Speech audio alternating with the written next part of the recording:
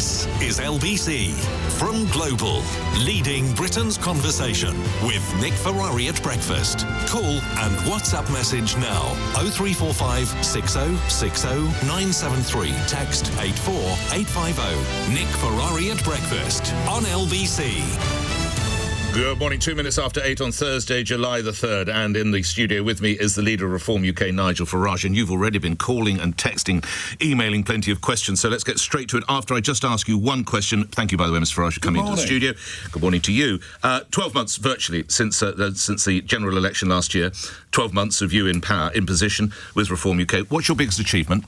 To have built a national party, to have increased the membership from 28,000 to pushing up towards 250,000, to have built 450 branches around the country, and to have won the only big set of elections that we've had, which were on May the 1st this year, the English counties, and of course the by-election in Runcorn. So we've had a phenomenal year. Let's get straight to the calls. There's no shortage and many questions coming in as we speak. Charlotte is in Hitchin. Charlotte, you're through to Nigel Farage. Go ahead. Morning. Hello. Good morning. So look, nobody, as a woman, nobody likes to see a woman crying at work. But I'm a small business owner, and Rachel Reeves' budget has caused me an unbelievable amount of stress. Isn't it time that she went, Nigel? Good morning. I thought the best comment on this was Tim Stanley this morning in The Telegraph, who's very amusing. He said that watching Rachel Reeves, perhaps finally the government will understand that's the way the rest of the country feels. And Charlotte, you're clearly one of them. Look, I sat pretty much opposite her yesterday. It was pretty painful to watch from the very beginning. I thought she was ill to begin with. Look, they have done just the most enormous damage. There are 25 men and women, Charlotte, in that cabinet. 24 of them have never run a business. And the only one that did went bust. So they've got no comprehension of what you do, of the risks you take, of the hours you work. I think the particularly, national insurance increase, devastating. I mean, I don't know a small employer who's taking anyone fresh on. So do I have any sympathy for Rachel Reeves? She lied on her CV. She's hopelessly out of her depth. They're damaging the British economy beyond belief. I'm sorry for her personally. For yesterday, should she go? Absolutely. What of Sir Keir Starmer's initial refusal to back her, Mr Farage? It was very odd, wasn't it? Because it struck me as odd, but you were sitting there. Well, Nick, when you work as part of a team, if one of the members of a team is limping a bit, you try and give them a hand. And of all the moments to say, well, she might not stay, and then he left after the PMQs. He left without even saying anything to her. It was left to her sister, I think, to support her. Yeah, and it did look a bit callous.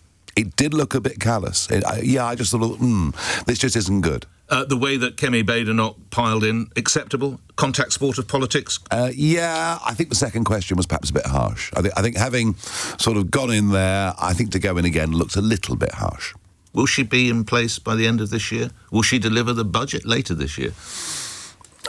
Bookies suggest no. I don't think any of us know. To have your own Prime Minister disavow you in public, in front of the world, when he must have clearly understood the state of distress that she was in, then not to have shown her at least some modicum, sort of, all right, old girl, or just something, anything. Even put your arm around. Just something. I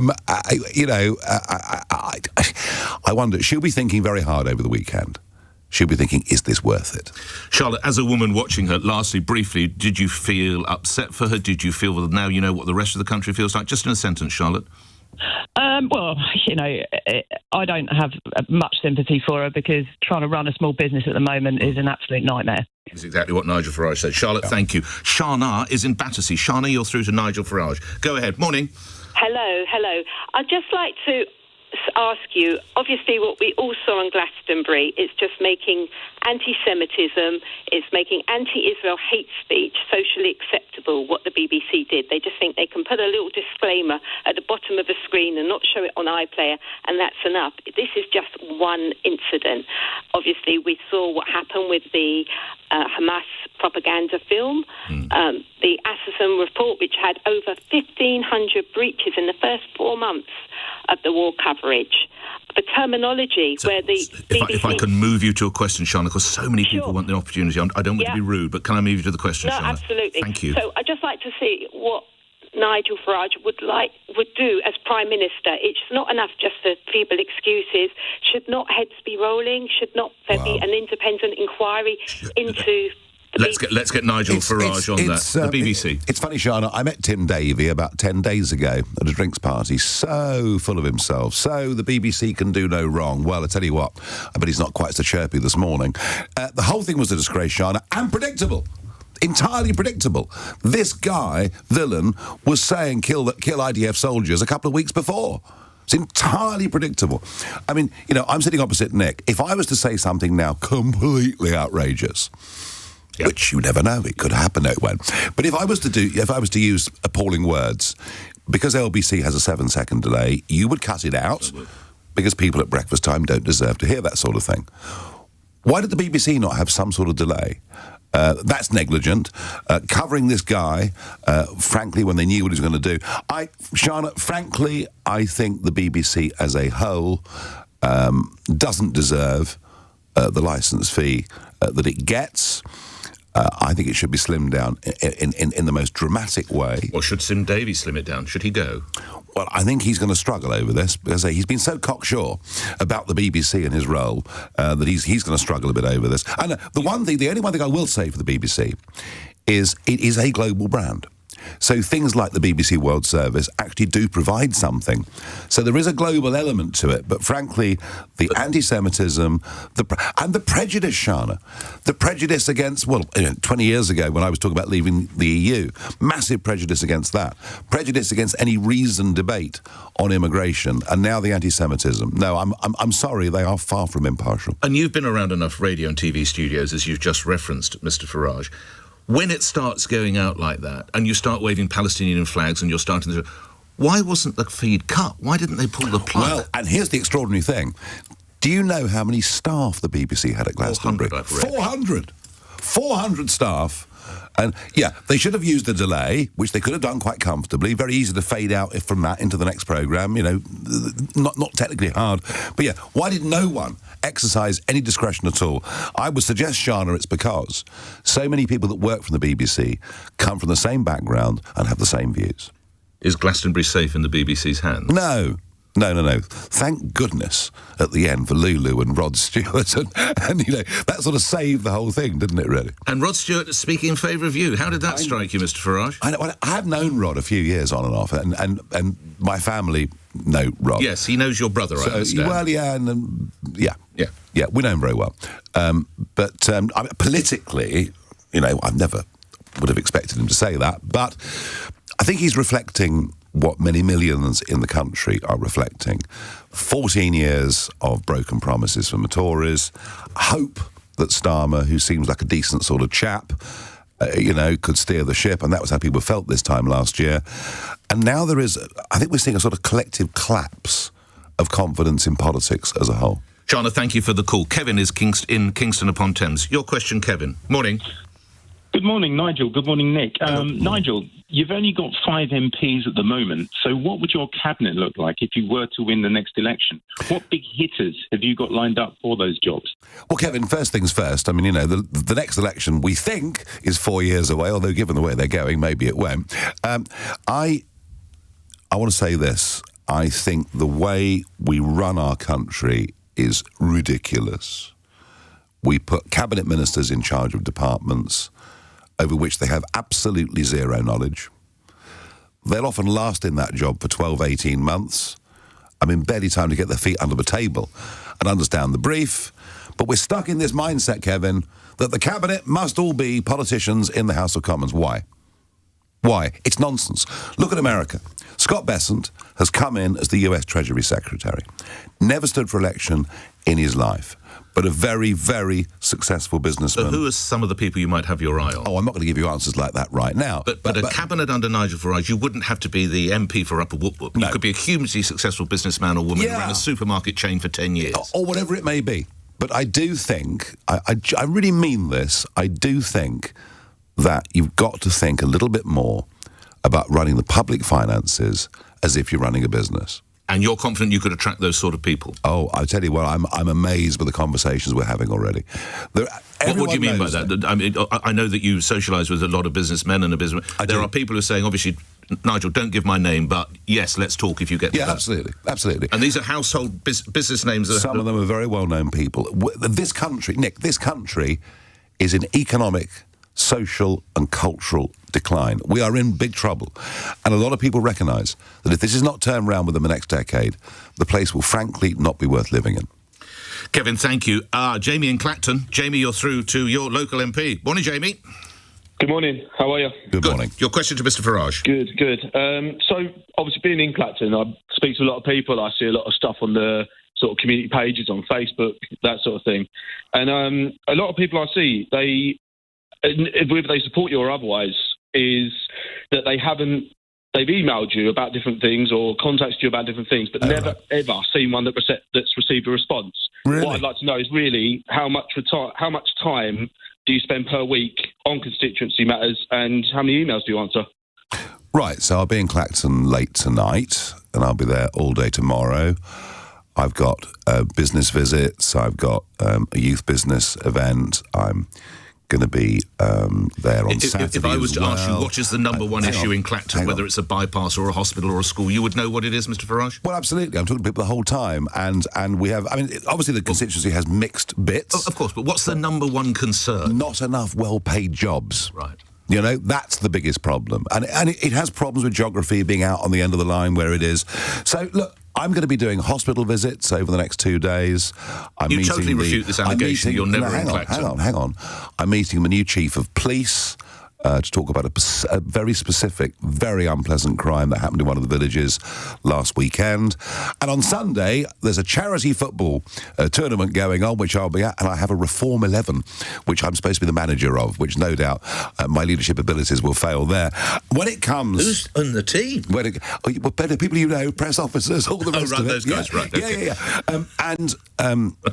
Kevin, I'll say this, that I have employed... This is Jamie, by the way. Jamie, sorry. I've employed a big team of staff to answer emails, to do things, to refer to me what needs to be referred.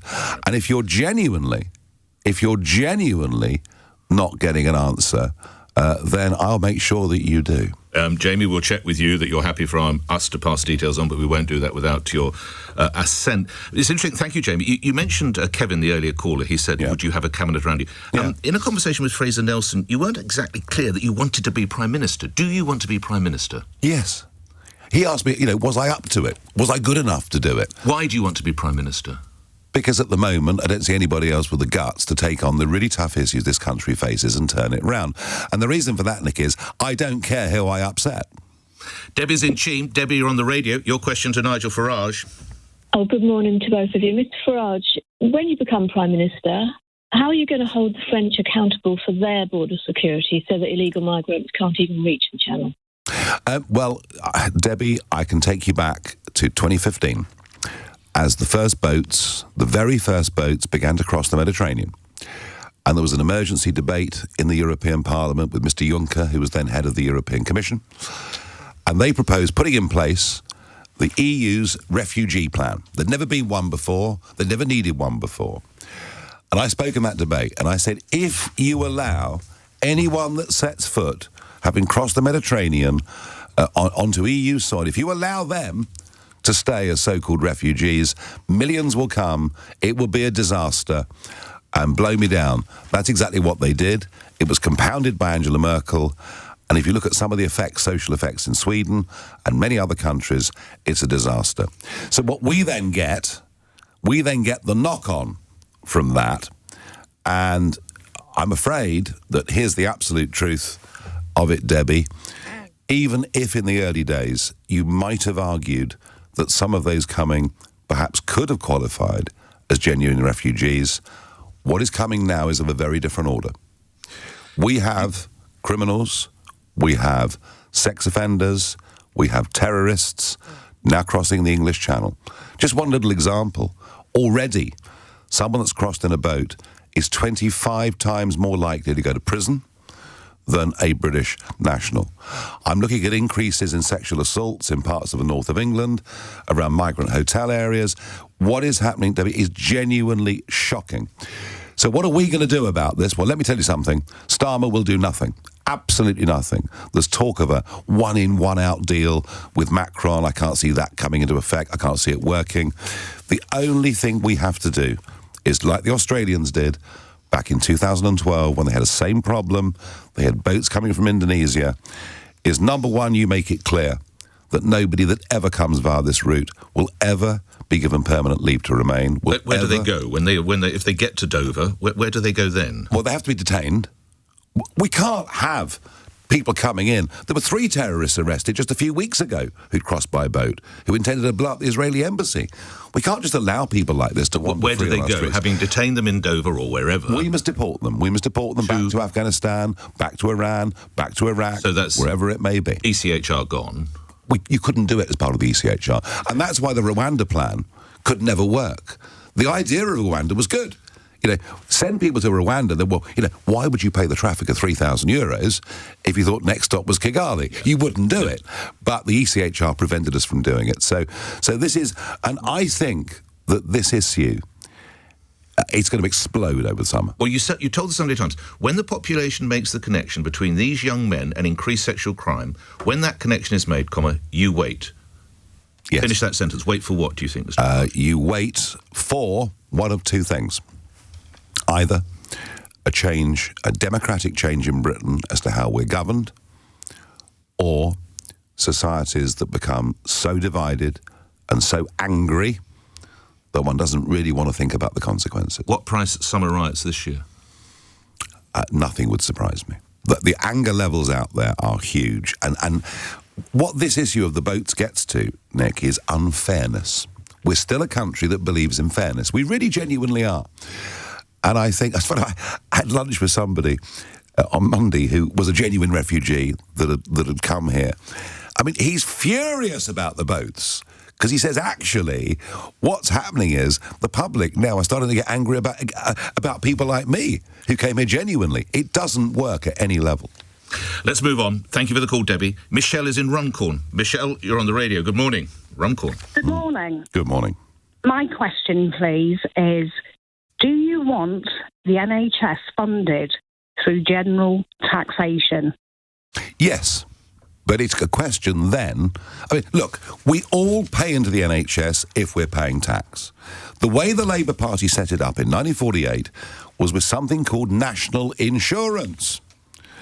And I just feel that if the money we pay into this, if that money was being competed for by different insurance companies who would say, well, I'll do 10,000 hip operations at this or at this, I just think we might get better bang for buck. So I've been, to some extent, Michelle, willfully misinterpreted on this by a Labour Party that's in real trouble. They always said that the money for the NHS should be separated out and looked after properly. That doesn't happen. So you've, in the past, suggested you're quite attracted by the French model, is how that works. Is that not a French model, the French model? Is that still the case?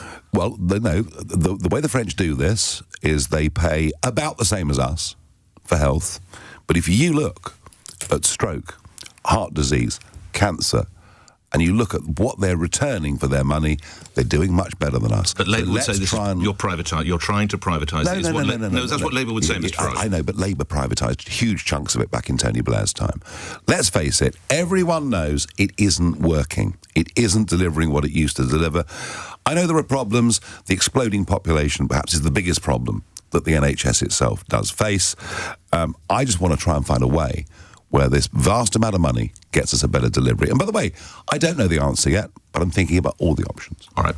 Let's go to some questions. Thank you, Michelle. Let's go to some of the questions that are coming in via email and Right, Raquel in Clacton. That earlier caller might not vote for Mr Farage, but I think I would, and I'd like him to be Prime Minister. But can I ask him a few questions? How much support does he have for same-sex marriage? It's a settled issue. You support it? I didn't support it. I thought it was wrong to introduce it to the public without even putting it in a manifesto. I was very surprised that David Cameron did that. I thought the civil partnership arrangement that we had was actually working equitably and fairly, so I thought the way it was done was wrong, but look, we've moved on. OK, another one from Raquel. Did he agree with attempts to decriminalise abortion? I thought that was... I find that disturbing. Why so? I think the idea that you can abort up to full term, I think morally there's something very wrong about that. Now, clearly, any doctor... Would you want to criminalise a woman, is what the supporters would say. Well, forget that. Either you have law that is respected or you don't. And it seemed to me, Nick, that we were sort of blowing up the 24-week period that we currently have. And there are debates around that, whether it should be 22 or whatever it may be.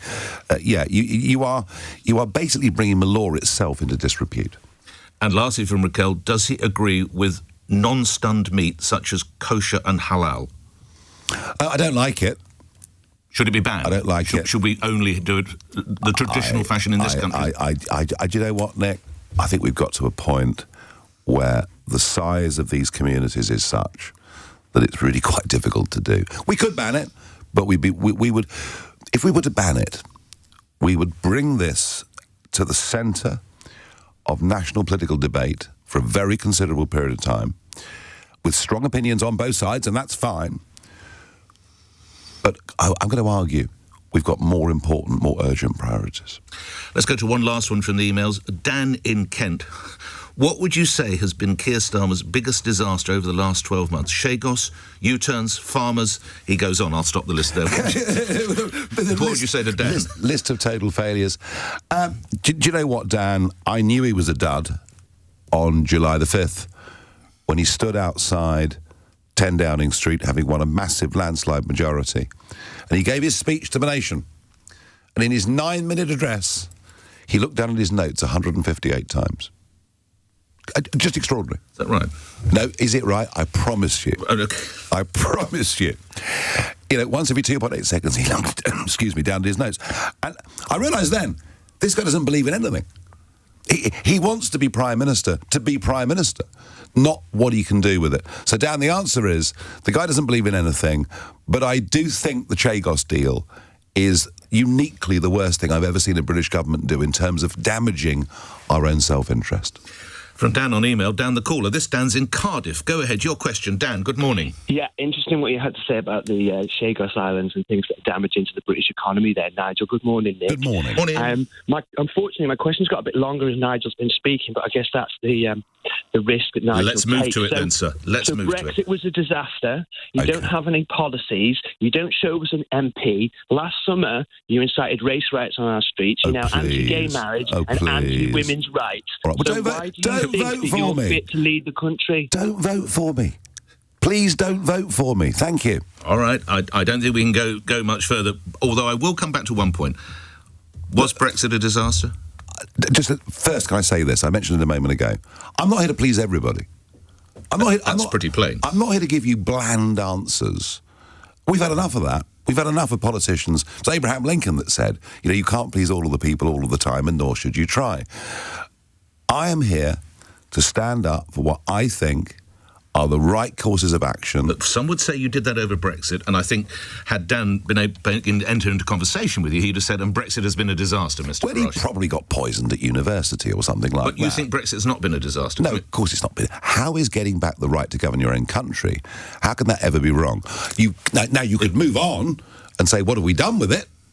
Too little. Right. Too little. Because there are so many industries who will be shouting, lorry drivers who get stuck at Dover, musicians who can't move around. Lorry drivers were getting stuck at Dover for the last 30 years. Right, musicians who can't move across. Whenever the French farmers went on strike. People who can't get through the airport when they go on holiday to Portugal or Spain or Italy or wherever. There is quite a big world outside Europe, you know. But do we want to make... They would say, if you're still saying Brexit's a success, when did he last go through Faro Airport or whatever it might be? I go back and forth to Europe all the time. You don't find it rather inconvenient? What I find inconvenient is we now have border checks between countries, and yet our English Channel is open to everybody. Just lastly on that point, we are suffering an exodus of millionaires and billionaires, as we've talked about on this show, at the same time as north of 20,000 people arrive here, some of whom we have no idea of their provenance. Your view on that? Nick, the Conservatives started it. We've had this thing for 200 years called the non-dom regime.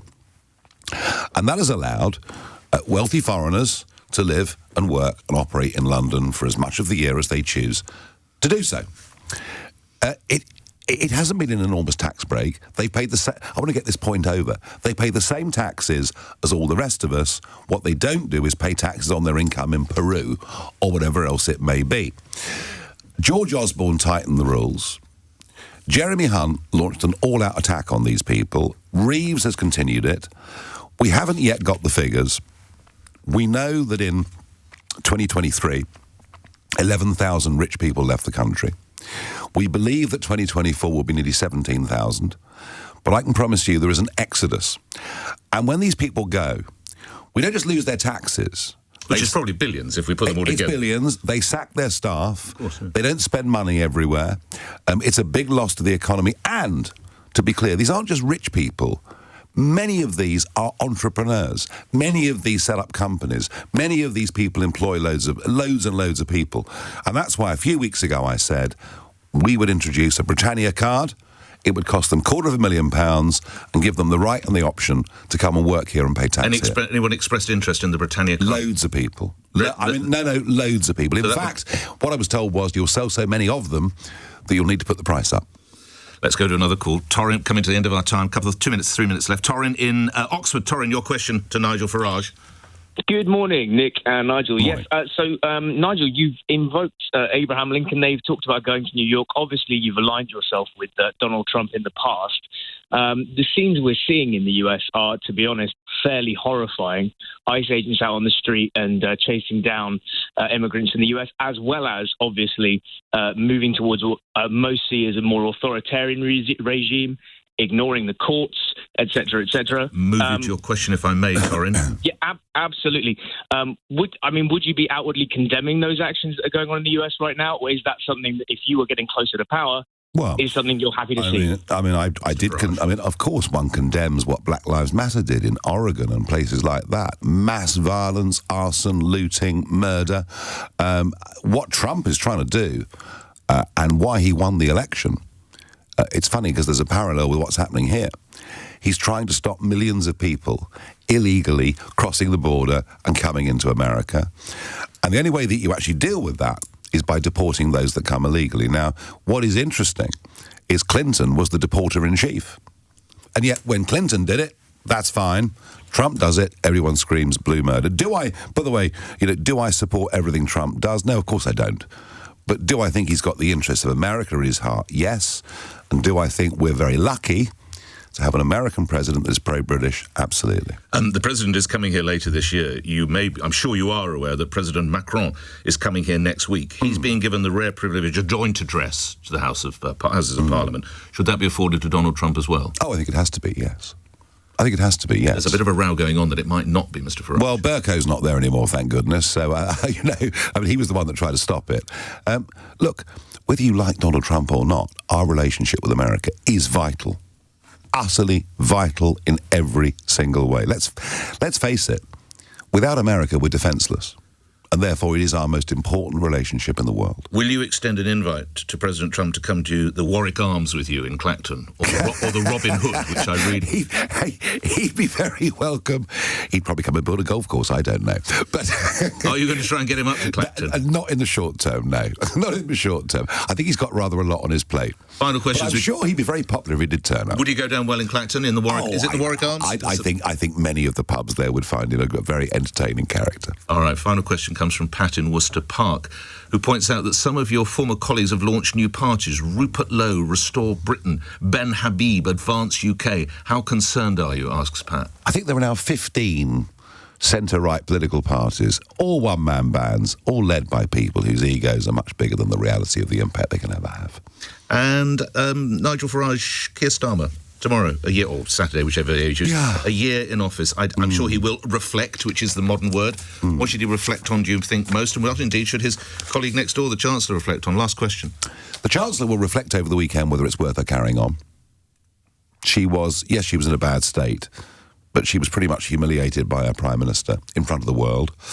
She'll be deciding whether it's worth continuing. He'll wonder where it all went wrong. It's funny, he sits there in the Commons and he stares across at me almost obsessively. He can't understand it. Why would anyone like this bloke? You know, he's a North London lovey lawyer. He doesn't see that Reform are eating his lunch in the Midlands and in the North, and now it's beginning in Scotland and in Wales, and he can't contemplate it. It's completely outside his thinking. I thought the most revealing thing about the Prime Minister was the Tom Baldwin interview, when he said that when he gave the immigration speech about us being a nation of strangers... Island of strangers, exactly, yeah. He said he now deeply regrets it, because he hadn't read it properly. Sorry? Hadn't read it properly? What are you, Prime Minister, a puppet? Does Morgan McSweeney write a speech and you just go out and deliver it? He admitted in that interview that he himself doesn't actually believe in anything. So what he'd be reflecting his reflections 1 year on was, you know, why on earth did I do this? And he only came to the welfare bill row Wednesday of last week because he'd been on NATO business. That's right, but you know, you can As be... a Prime Minister, presumably, like Gerald Ford, they used to say he couldn't walk and chew gum at times. There was a more crude one. But Prime Ministers and Presidents need to be able to do more than one thing at a time. Yeah, they really do. And look, you know, I'm honestly... I don't bear him any personal malice or anything like that at all. Perfectly civil whenever I see him and talk to him. He's just not up to it. And what would Nigel Farage, as Prime Minister, what would be number one item on his to-do list? Well, I tell you what we're going to do when we win the next election, which I believe we can. I genuinely now do believe we can. I think the appetite for change is out there. Those that don't like us, we've had a couple on this morning, that's fine. But those that do like us have got an energy and an enthusiasm. And what's item one, day one? We're going to come in with a whole dossier full of legislation ready to go. And I don't think that the ECHR withdrawal can be very far from the top of the list. Nigel Farage, thank you for coming by the studio, taking questions here on LBC. It's 8:33 News Headlines. Nigel Farage says he expects Rachel Reeves to be thinking very hard about her future after she was seen crying during PMQs yesterday. Taking your calls exclusively on LBC, the Reform leader said the Prime Minister's initial refusal to back his Chancellor looked a bit callous. Mr Farage has also told Nick he's confident he can attract leading financial and political minds to join his cabinet if his party wins the next general election. The Reform leader's told LBC